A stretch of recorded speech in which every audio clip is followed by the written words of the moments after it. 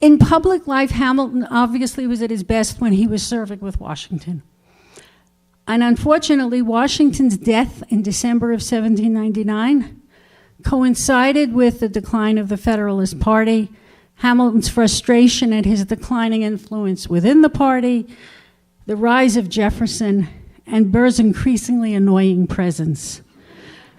When Washington died, Hamilton wrote a very famous letter to his secretary, Tobias Lear, and he just said, "I have been so much indebted to the kindness of the general, and he was an aegis very essential to me." To Martha, he later wrote, "I may without impropriety allude to the numerous and distinguished marks of confidence and friendship of which you yourself have been a witness, but I cannot say in how many ways the continuance of that confidence and friendship was necessary to me in future relations." These were really important to true words and true sentiments, because Hamilton's judgment was never the same. From this point on, he had no one to buffer him, to advise him, to protect him from himself, from his excesses. His judgment became more extreme, and his public opinions more vituperative. So let's not glamorize the duel. You know, this is not a Shakespearean tragedy. This is just a sad sequence of events.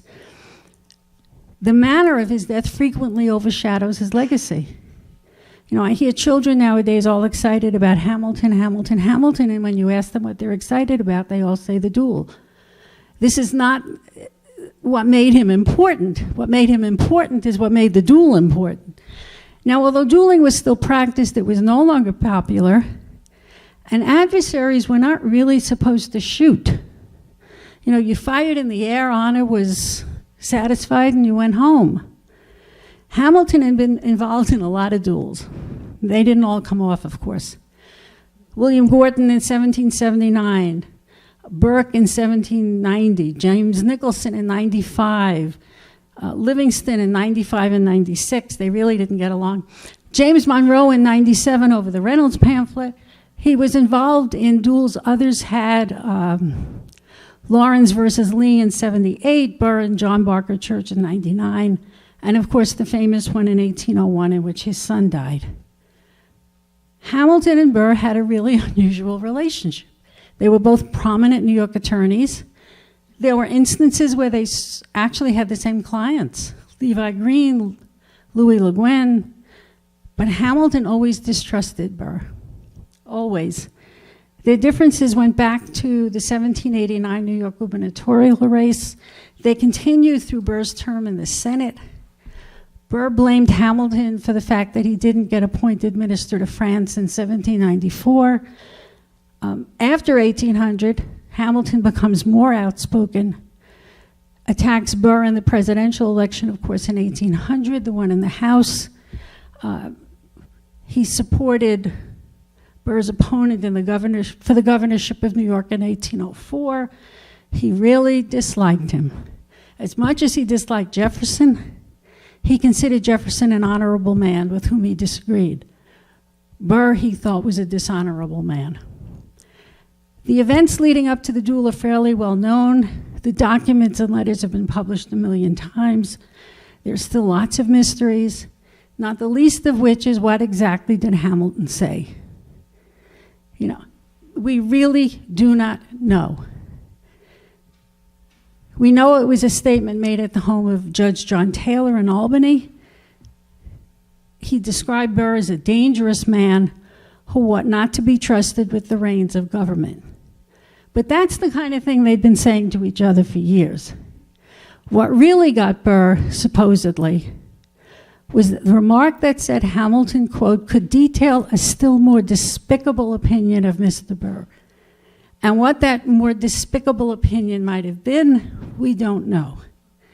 Now, realize what was happening here. We have a sitting vice president who had, while he was still vice president, run for other office. I don't know that that's ever happened, but he ran for governor of New York while he was still vice president because he realized he wouldn't be renominated.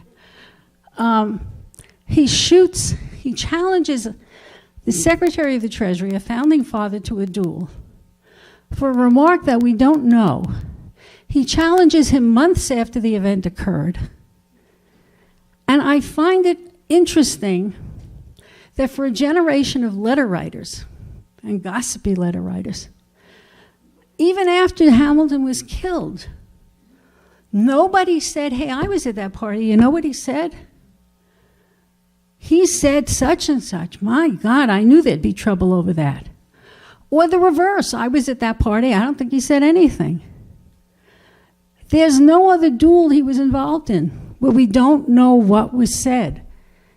And I suspect, and I'm not the first, and it's an unusual, perhaps, perspective, but I wouldn't be surprised if that more despicable opinion had nothing to do with Burr politically, but probably had something to do with Burr personally.